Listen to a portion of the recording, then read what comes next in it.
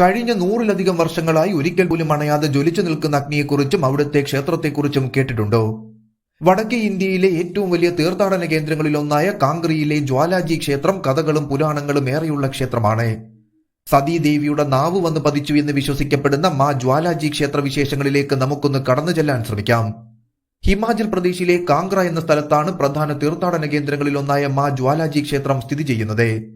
വടക്കേ ഇന്ത്യയിൽ ധാരാളമായി കാണപ്പെടുന്ന ജ്വാലാജി ക്ഷേത്രങ്ങളിൽ ഏറ്റവും പ്രധാനപ്പെട്ട ക്ഷേത്രം കാംഗ്രയിലേതാണെന്നാണ് വിശ്വാസം. ഇതുകൊണ്ട് തന്നെ ഒട്ടേറെ ഇടങ്ങളിൽ നിന്നും ഇവിടെ വിശ്വാസികൾ എത്തിച്ചേരുന്നു. ജ്വാലാജി ക്ഷേത്രത്തിലെ പ്രതിഷ്ഠയ്ക്ക് പിന്നിൽ പുരാണങ്ങളോളം പഴക്കമുള്ള ഒരു കഥയുണ്ട്. തന്റെ പിതാവായ ദക്ഷന്റെ പരിപൂർണ സമ്മതമില്ലാതെയായിരുന്നു സതീദേവി ശിവനെ വിവാഹം ചെയ്തത്. ഇതിന്റെ അസ്വാരസ്യങ്ങൾ പിതാവിനും പുത്രിക്കുമിടയിൽ ഉണ്ടായിരുന്നതിനാൽ ഒരിക്കൽ ശിവനോടുള്ള പ്രതികാരമായി ദക്ഷൻ ഒരു യാഗം നടത്താൻ തീരുമാനിക്കുകയും അതിൽ സതീദേവിയെയും ശിവനെയും ഒഴികെയുള്ള എല്ലാ ദേവീദേവന്മാരെയും ക്ഷണിക്കുകയും ചെയ്തു. എന്നാൽ വിളിക്കപ്പെട്ടില്ലെങ്കിലും ശിവന്റെ വാക്കുകൾ അവഗണിച്ച് സതീദേവി യാഗത്തിൽ പങ്കെടുക്കാൻ പുറപ്പെട്ടു.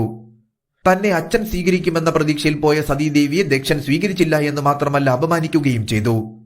ഇത് താങ്ങാൻ പറ്റാത്ത ദേവി യാഗാഗ്നിയിൽ ചാടി ജീവനൊടുക്കുകയും ഇതറിഞ്ഞെത്തിയ ശിവൻ സതീദേവിയുടെ കത്തിക്കരിഞ്ഞ ശരീരമെടുത്ത് ലോകം മുഴുവൻ നടക്കുകയും ചെയ്തു. ഒടുവിൽ ഇതിൽ നിന്നും ശിവനെ മോചിപ്പിക്കുവാൻ മഹാവിഷ്ണു ഒടുവിൽ തന്റെ സുദർശന ചക്രം ഉപയോഗിച്ച് ദേവിയുടെ ശരീരം കഷ്ണങ്ങളായി ചിതറിച്ചുവെന്നാണ് വിശ്വാസം. ഇതിൽ ദേവിയുടെ നാവ് വീണ സ്ഥലമാണ് കാമാഖ്യ ക്ഷേത്രം എന്നാണ് മറ്റൊരു വിശ്വാസം. രാജഭൂമി ചന്ദാണി ക്ഷേത്രം ആദ്യമായി നിർമ്മിച്ചത് എങ്കിലും പിന്നീട് മഹാരാജ രഞ്ജിത് സിംഗും രാജ സൻസാർ ചന്ദും 1835 ഈ ക്ഷേത്രത്തിന്റെ നിർമ്മാണം പൂർത്തിയാക്കുകയായിരുന്നു. ആരാധിക്കപ്പെടുന്ന ഒരു ദേവതയോ വിഗ്രഹമോ ഈ ക്ഷേത്രത്തിലില്ല എന്നത് മാത്രമല്ല, ദേവിയുടെ പ്രതീകമാണെന്ന് പണ്ട് മുതലേ വിശ്വസിക്കപ്പെടുന്ന പ്രകൃതിദത്തമായ അഗ്നിജ്വാലകളും ജ്യോതികളും ഇവിടെയുണ്ട് എന്നതും ഈ ക്ഷേത്രത്തെ ശ്രദ്ധേയമാക്കി മാറ്റുന്നു. സ്വാതന്ത്ര്യാനന്തരം ക്ഷേത്രത്തിൽ ജ്വലിക്കുന്ന അഗ്നിജ്വാലയുടെ രഹസ്യമറിയാൻ ശാസ്ത്രജ്ഞർ കഠിനമായി ശ്രമിച്ചുവെങ്കിലും അവസാനം അവർ നിരാശരായി മാറി എന്നതാണ് സത്യം. ജ്വാലാജി ക്ഷേത്രത്തിലെ ഏറ്റവും വലിയ പ്രത്യേകത പതിറ്റാണ്ടുകളായി അണയാതെ എരിയുന്ന തീയാണ്. ഈ ക്ഷേത്രത്തിനുള്ളിലെ ശ്രീകോവിലിനടുത്തായുള്ള കല്ലിനുള്ളിലാണ് ഈ തീ എരിഞ്ഞുകൊണ്ടിരിക്കുന്നത്. വെള്ളവുമായി സമ്പർക്കത്തിൽ വന്നാലും തീ അണയില്ല എന്നാണ് വിശ്വാസികൾ പറയുന്നത്. പ്രകൃതിവാതകമായ മീഥെയ്ൻ പോലെയുള്ളവയുടെ സാന്നിധ്യമാണ് ഇതിന് കാരണമെന്നാണ് ഇതിന്റെ ശാസ്ത്ര വിശദീകരണം. ദുർഗാദേവിയുടെ 9 രൂപങ്ങളെ പ്രതിനിധാനം ചെയ്യുന്ന 9 അഗ്നിനാളങ്ങൾ ഇവിടെ നമുക്ക് കാണാൻ സാധിക്കും. മഹാകാളി, അന്നപൂർണ, ചാന്തി, ഹിംലജ്, വിന്ധ്യാവാസിനി, മഹാലക്ഷ്മി, അംബിക, അഞ്ജിദേവി എന്നിവയാണ് 9 ഭാവങ്ങൾ. ഇവിടെയുള്ളവരുടെ വിശ്വാസമനുസരിച്ച് ഈ തീനാളത്തിൽ ജ്വാലാദേവി വസിച്ചു പോരുന്നു. അക്ബർ ചക്രവർത്തിയെപ്പോലും തോൽപ്പിച്ച ജ്വാലാദേവിയാണ് ഇവിടെയുള്ളത് എന്ന് പറയപ്പെടുന്നു.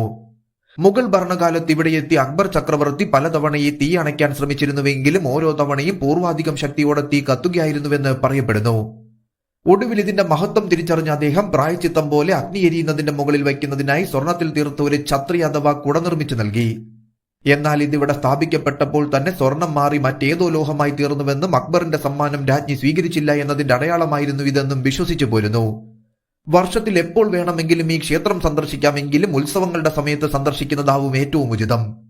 നവരാത്രിയാണ് ഇവിടുത്തെ പ്രധാന ആഘോഷം എന്നതിനാൽ മാർച്ച് ഏപ്രിൽ മാസവും സെപ്റ്റംബർ ഒക്ടോബർ മാസവുമാണ് ഇവിടെ സന്ദർശിക്കാൻ ഏറ്റവും യോജിച്ചത്.